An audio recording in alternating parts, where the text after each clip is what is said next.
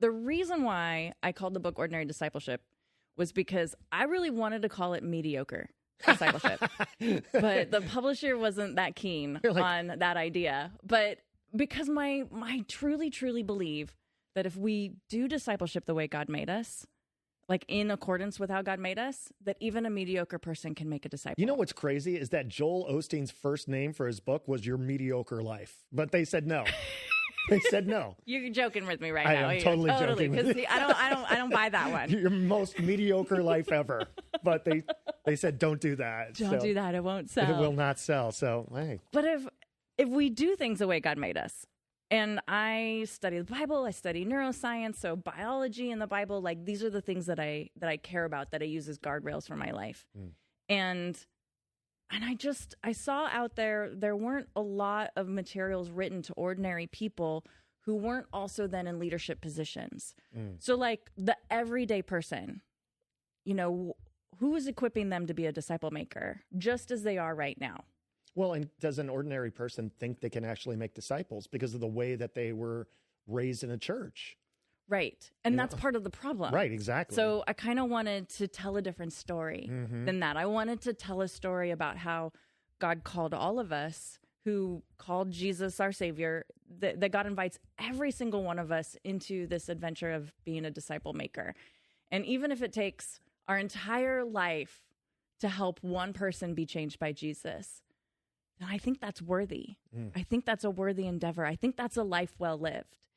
And well, when you say it like that, it does make sense to call it mediocre discipleship. The amazing thing. We got one. That's great. That's awesome. But God actually created our brains to be transformed and change through this process of story, through the process of sharing with one another, our testimonies, our revelations. And if your revelation is, wow, Jesus really loves me, then that's worth sharing. Because who needs to hear that?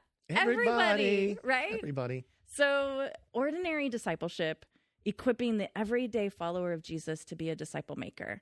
Because the problem is that we've created this very weird, it's weird to me, leadership disciple making loop, where if we're a disciple and we get really good at being a disciple, then suddenly we graduate into being a leader and we get moved along the pathway / pipeline / grid or whatever you want to call it. And now we're qualified to be a leader. And then only the leaders then are qualified to make disciples. And that is super strange to me because when I think about leadership, I think about a specific role. I think about specific responsibilities. I think about, an organization that I've partnered with that I'm a good fit for. And there are all these like appropriate constraints on that.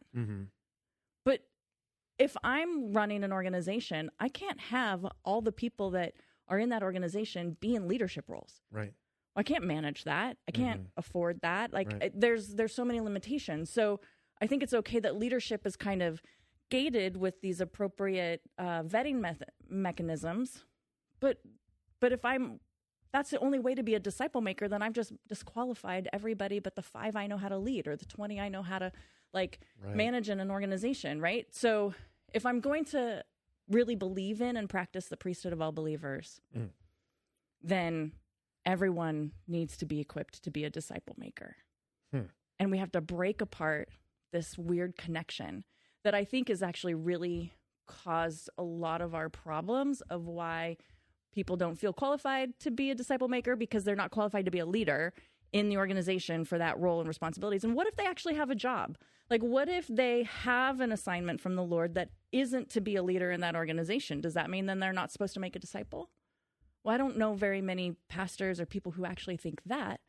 So when we disconnect and decouple leadership from disciple making, I think we can see each of them better and we can equip people for them better. And now all the people who have jobs, which is everybody, we can equip them to be a disciple maker. Yeah. So we have to break these apart, and because we miss so much. We miss the point of discipleship. We miss how discipleship happens when we keep trying to funnel it through this, narrow door of leadership. It's interesting because working with youth for the last 20 years has been, I've noticed something that you sparked something in me, and this is not on the notes, but It's interesting. Like when a parent wants their kid to be really good at soccer, they hire their kid a soccer coach, right? When a parent wants their kid to know more about Jesus, a lot of times they'll sign them up for confirmation or, like. Or whatever your classes are, correct, right? Awana, whatever. Yeah, Awana whatever. is great. Like, yeah. I'm a Awana girl. I was an Awana guy. I did the Awana. And I remember one time my Awana teacher called me out. She's like, you like playing the games more than you like the Bible study. And I'm like, yes, I do. See, I was really good at memorizing, and I like to win. I love the candy. Trophies. Oh, you got the trophies. I got all the that's trophies. A big time Awana program with the trophies. Dude. We had candy. They were like so bush league. Trophies. Wow. They got bigger as you got older. Well, my point is it's almost like that with the church. Oh, we're going to make disciples. Let's let the pastor do it, right? Right. And it's been really taken away. I don't think people feel empowered to be able to do that. Or the people that are doing that aren't calling it discipleship. They're just saying, hey, come alongside me and watch. But when you say separating leadership from discipleship, like, is that even practical in today's culture? Like, could you see churches doing this? I don't see them right now doing it. I see the Holy Spirit doing it, though. Okay, cool. Good answer. I think so. I mean, it seems like that's what's happening in the church, especially, I'll say, in a post-COVID culture. Yeah. I think the weight for a pastor, I've been on staff at churches for most of my adult life, and the weight for pastors to feel like they have to disciple everybody in the church, or they're responsible for discipling, that is a heavy burden to carry. And it's not what a pastor is supposed to carry. Of course, they're supposed to shepherd the congregation, but the mandate to go and make disciples of all nations is for the body of Christ. Right. It's for the church. And I think one of the things that struck me is that I've been in church my entire life, and how many people I know who have been in church their entire life, and yet they would not say that they are a disciple maker, because that's not what they do, quote, in quotes, right? That is the pastor's job. And when Jesse and I met, it was what would it look like to ignite discipleship in the church, to make everybody feel like they could be a disciple maker in the church. I've got 3 teenagers, to make them believe. God bless you. Yes, God bless me. Right. But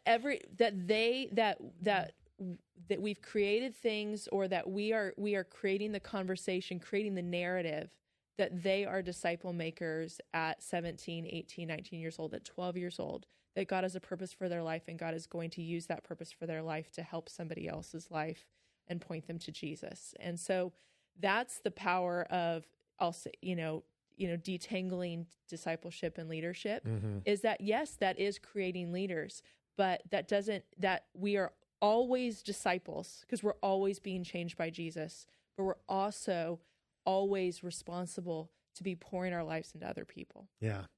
So how do you inspire not only the teenagers, but also then the CEO of an organization that they're also a disciple maker, or the plumber, or the person who's neurodivergent? I would love to go up to someone who's on the spectrum and hear from them how they're making a disciple, right? How are they helping somebody else be changed by Jesus? Because I don't think God regrets the way he made us or the callings he's given us. So how do we equip everyone to be part of this? I'll take this. This is interesting. I have this story about this guy. His name is Dave, and he's a roofer. And Dave is a roofer that in the next episode, Jacob will be here, and his dad was his pastor. But Dave never went to a Bible study. He always showed up at church. He got more people to come to church than any other person that I know. And it's because he lived his life, and he was a blue-collar guy that was just a good dude. And he had people come alongside him, and he would tell them the reason why he had faith. And they heard that, and they saw him as a blue-collar dude. And it was shocking to me, because we went on a mission trip, and other part of the story, my wife and I were trying to buy a house. And he heard that we were trying to buy a house, but we had too much debt. We couldn't. And I was making like $12,000 a year being a pastor, something crazy. And he said, hey, I want you to take one of my rental houses for a year. and don't pay me anything and save that money that you would have for a down payment in a house. That's the only reason I was able to get into a house. And that's the kind of thing that I'm saying is like so many times there's discipleship happening, but they're not calling it discipleship. They're calling it just living their life. And so to you, Jesse, what does ordinary discipleship, what's that look like? I think it looks like what you said. I think about, there's this amazing guy in my church that he's homeless. He chooses to be homeless. Mm-hmm. The more I hang out with him, the more I have the question of why he chooses to be that. Cause I've known him for 4 years. At least those 4 years that I've known him, I haven't seen any addiction. Right. I haven't seen any mental health kind of, issues. And he sees himself as a missionary to the homeless population in our community. And so he lives that way. Now, there is a past of drug addiction, and there are circumstances I don't know that have resulted in his situation, but he preaches every Tuesday, and he has like 5 churches sponsoring him, like with the food, and his preaching was amazing. Like it had great structure and like appropriate like historical context. And this guy's not seminary trained. I think he just listens on YouTube to other preachers that just got up and did something. Right. He's out there, but doing this amazing work. But he would come into a church. He smells like a person who is houseless. Mm-hmm. His hair looks like a person who is houseless. He carries his life on a backpack. You would walk into a church. How many people are going to go, wow, you know what? That's our next great leader. This is John the Baptist type stuff. He's eating the locusts. He's in the... I don't know what he eats, hot dogs and stuff. Right. But like I think about these beautiful humans that, having also been in church leadership my entire adult life, that we would look at and go, okay, well, not them. Like we wouldn't even see them. Yeah. It's not that we would disqualify them in our mind. Like we wouldn't even notice them. So for me, ordinary discipleship is each one of these beautiful people that we walk by, sit by, work by, live by on a daily basis, that they would believe in their heart that they have something to share. Yeah, that's amazing. That God had showed them something that was worthy of telling someone else. That's beautiful. If that could happen, I might be satisfied. Slow bar. Well, did you ever hear the story of the pastor who got the call to the new church, and he showed up to the church dressed as a homeless person, and they were all waiting for the new pastor to show up, and like nothing was happening. And after like 10 minutes of silence, he goes to the altar and he goes, not one person greeted me. Not one. He goes, we're going to change this. This is garbage. I had a pastor who actually did that experiment in our church. Yeah. And the security guy kicked him out? Bounced him out. He got bounced. Yikes. He couldn't even come in the foyer. Yikes. Oh, no. Yeah. So the security guy is working at a different place now. No. He was, they worked it out. It was a small town. You don't have other options. Yeah, I got you. Oh, man. Well, I love what you just said there. That's a beautiful comment. And the fact is that, like, as human beings called and made into God's image, like, we all have a role in this. And we can't just send the person to the soccer coach. Like, we've got to take an active. And the thing that I hear most from parents are they don't feel that they're equipped to teach their kid about God. Right. Can you talk a little bit about that? Yeah. Like how do we help people feel equipped to be an ordinary disciple? Well, if we think about what Jesus actually commissioned the disciples to do and what they thought about discipleship, because it's always shocking to me that Jesus says, go make disciples, and there's like no explanation. Right. Everybody seemed to be on the same page and know what was happening. Baptize people and go make disciples. Boom. Do miracles, right? Cast out the demons, heal the sick. Mm-hmm. And I got you till the end of the age. Yeah. And you'll do greater things than I did. Right? Yeah. And everybody seemed to actually know what that meant. Right. Because there weren't follow-up questions. Right. And I have like 1 million follow-up questions. So that's why you weren't born back then. You know what? We're going to save this. Yeah, that's the reason. We're going to save this lady till 2023. The world can handle her. So discipleship, as they understood it, was a community endeavor. It was done through apprenticeship for the purpose of not right belief or right behavior, but an increased union with God, connection to God. Because, by the way, they didn't actually have the like the New Testament then. So how are you going to even know what right belief or right behavior was? Because we didn't have the church and we didn't have Christianity. And so like those things aren't even answered. So couldn't have been the goal. Union with God was the goal. That's what Paul talks about. So when we have disciple making only be done by a leader who's qualified and whatever that looks like, we've eroded the community dynamic out of it. And so when it's supposed to be done by a community, then no one actually has to be everything. No one has to know everything. No one has to have all the answers. No one has to have all the patience. No one has to have all the time. Like we actually are just a net of people. What Paul talks about in Ephesians 4, catetismo is actually a net. And that's what it means. Equip is catetismo. It's a net. It's netting. And the community is supposed to be this net that holistically and altogether equips and supports the development of a disciple. So it's a community discipling a person. And that's why we don't have to be afraid about what we have or what we don't have, is we actually just need other people in our life. And then you can use what you're naturally gifted at. Exactly. And it's like the different parts of the body, right? Like not everybody's called to be the nose, the eyes, whatever.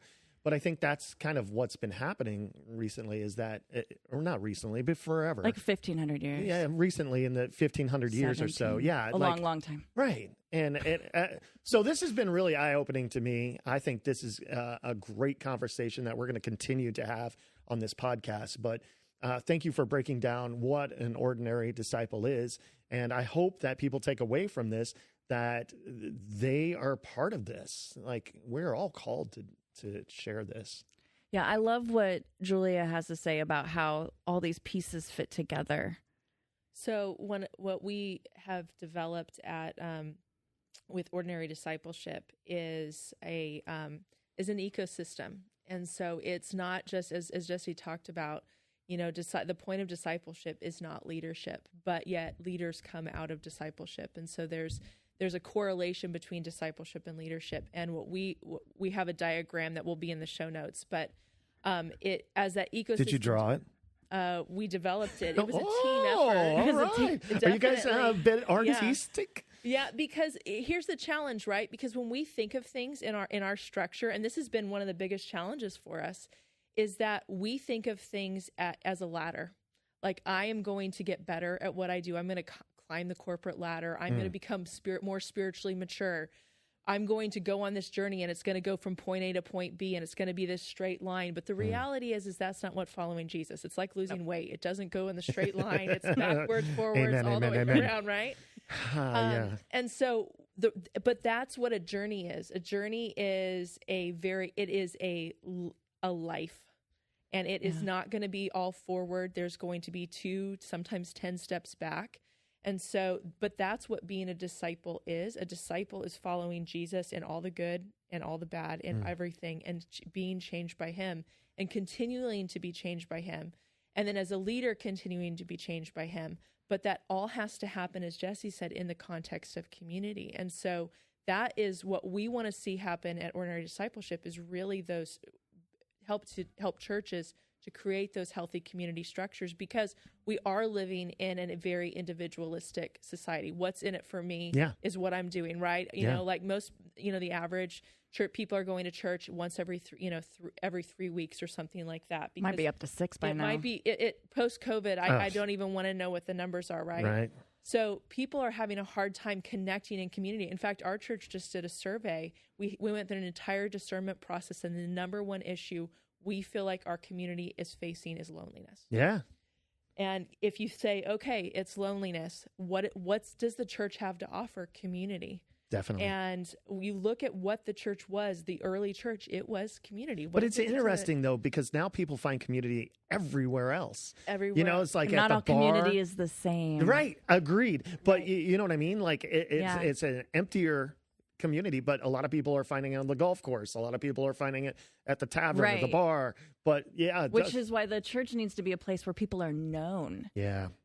Exactly. Norm, like in Cheers, Exactly. That they're known, and then and that they feel like we create a space where people are able to grow and mature spiritually, emotionally, psychologically. That is our mind, our will, and our emotions. Like all of it comes where I think the church should be the place that people are like, the group of people has so much joy. I want what they have. Yeah. They have more peace than anybody else in the world. They love better than anybody. I don't know what it is, but that's the group of people I want to hang around. My pastor used to say, I want to do so much good in this community that if we get thrown out of business, that the Muslims are sad, because we spread so much love and joy. And I thought that was a beautiful statement. And we don't do that as leaders. We do that as a community of disciples. Absolutely. Right. We can't do it as leaders. Right, because you're just one person. Exactly. Right. It takes the entire group of people. It takes a village. And it takes leader. And so the point is not just to become a leader. The point is actually to become mature believers, mature disciples, mature leaders. And maturity always happens in the context of community. Yeah. Because I have to learn how to play well with others. I say I'm learning as an adult how to make friends again and how to, play nice, right? Right. Because that is actually how we learn and grow. I learn in relationship. As Jesse will say, you learn in relationship, reflection, and revelation. That's actually how God wired us to change. Awesome. And that's what we need. Hey, I think this has been a fantastic episode. Thank you guys for explaining to me what ordinary discipleship is. Jesse, if people want more information about how to get involved, what can they do? Yeah, so you can go to ordinarydiscipleship.com and learn more about other podcast episodes or the book, our online class. You can also go to whoology.co. So that's WHOOLOGY.co. And that'll help you get connected to the other materials that we have on ordinary leadership, ordinary community, ordinary maturity, as we just really try to bring, the formation of disciple making back to the church. I still think you should have gone with mediocre discipleship. I really like that title. I think maybe the agent... By the time you air this, that URL will be taken. They'll try to sell it to me for $5,000. Make sure to check out my next book, Mediocre Discipleship. All right, from all of us here at Ordinary Discipleship, thank you so much for joining us. We'll see you next time on this podcast. Bye-bye. All right, at 2:45,